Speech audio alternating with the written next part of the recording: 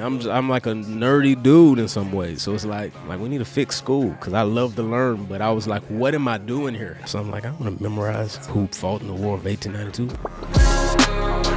What's poppin'? Neal Hobson, Neal in Town, here at Boost Radio, here with my man Trip Lee. What's going on? Listen, this is official right now. I know you're excited to learn a little bit more about Trip. You ready, Trip? I'm ready. You just released an album called The End. Yeah. And I gotta ask you, is this the end? Is this the beginning of the end, or is this we just getting started? Nah, I mean, I think it's a new beginning for me. The end is just like more themes in the album, coming to the end of ourselves, seeing where our strength runs out so that we can depend on his. But yeah, I Lord willing, I hope to put out a whole lot more music. I got a lot of ideas, a lot of songs already made. You've been in the game how long now? A very long time. My first album came out right after I graduated high school. Crazy. 2006. Crazy. So a long time. How did you know? Now I know you're probably gonna balk at this a little bit, but how did you know you made it? Like, or when did you know? Like, was it a song? Was it a tour? Were you like, you know what? I think I'm doing this. It was various levels of it, cause I'm like, sometimes I'm like, I don't even know what I thought I was about to do, cause it wasn't like we had a bunch of people, a whole bunch. It was a song, yeah. But it wasn't like it was a whole bunch of people who was looking to, who was just rapping, Facts. being explicit about Jesus, right, and just having a long, incredible career with it. So sometimes I'm like, I don't even know what I thought it was gonna be. So there were various levels of like, oh, I didn't think we'd ever do that. Yeah. So they were different. Like, my second album was low, but it was in the Billboard 200. I was like, oh shoot, right. Is that a thing that we can do? You preach as well. Yeah. Pastor, bishop, reverend. But I want you to know you can have hope that you will be blameless in holiness before God, before Jesus himself. You might say, I'm guilty of making a lot of mistakes. I want you to know Jesus says, I can make you blameless. How did you know you wanted to, kind of pivot into that side of things? It was in some ways similar to how it was with music, where there was music that deeply impacted me, and I thought I want to be able to impact people like this. Yeah. Where I had been heavily, impacted by pastors who love God's word, preach God's word, and then walked with God's people. And I thought, man, if I would be able to do that, and if I had the gifts to do that, I would love to serve people in a similar way. Now, some people maybe think you're like you're pristine, you're perfect, you're calculated. Trip don't make no mistakes. He knows what he's doing. But maybe as a teenager, what's one of the most maybe rebellious things you did? Was you out here in these streets? I hated school, man. Like I was.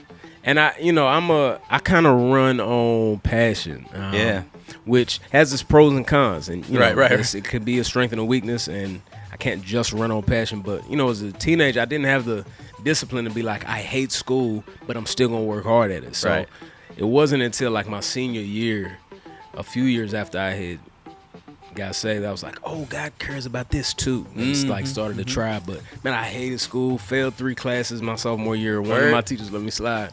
Got potential, young man. I was getting a lot of trouble for that. Is there something you would be doing outside of rap? Like if you weren't rapping and you weren't preaching, like is there something like your profession that you say, I would definitely do this? I mean, it might be cheating because I do this as well, but probably writing. Really?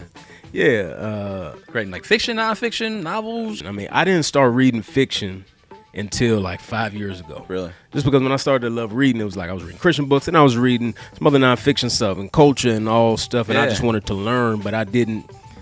I just hadn't read a lot of fiction that I just wanted to read, so I didn't see the value and enjoyment of it. And I've been doing that more and more lately. So yeah, probably writing. I love words, language, communicating ideas. I love stories.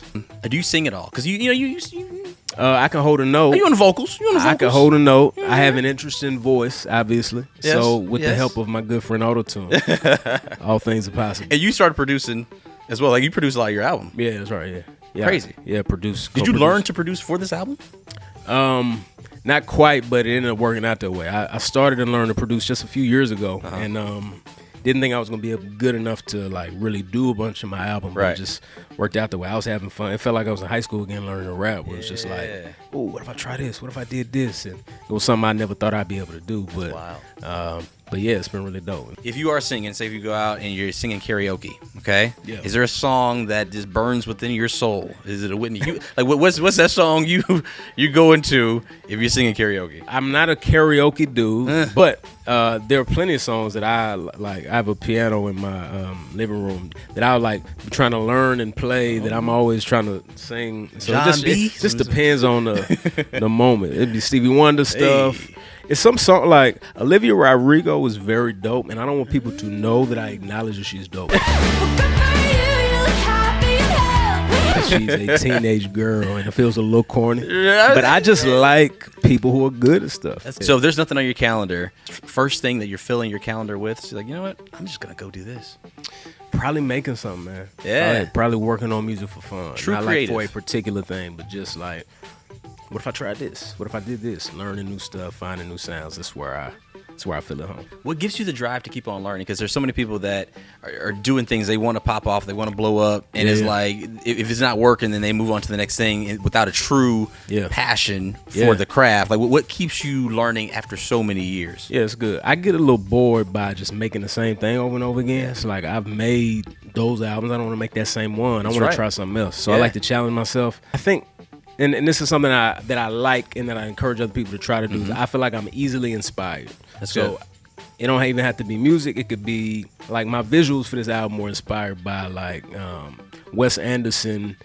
He's a director, like Grand Budapest Hotel, them kind of joints. And there's a way that he frames his shots. There's a way that he sticks to color palettes and stuff that to me I was like, ooh, what if we? And I've just always liked this. I'm like, what if we can build some of that into our visuals? Yeah. If I'm watching a movie, I'm like, man, I love how they told that story. I'm just always trying to find something. So whenever I see something new, I'm like, ooh, is there any way I could do that with what I do? Even if it's something that's a way whole different genre, whole different thing. And that's one of the things that keeps me inspired and trying to learn how to just do new things. I want new things to exist in the world. It's part of why God made us. And so I want to help bring those things out. I've always admired you because there's very few of you that in the game that it's like, you know what?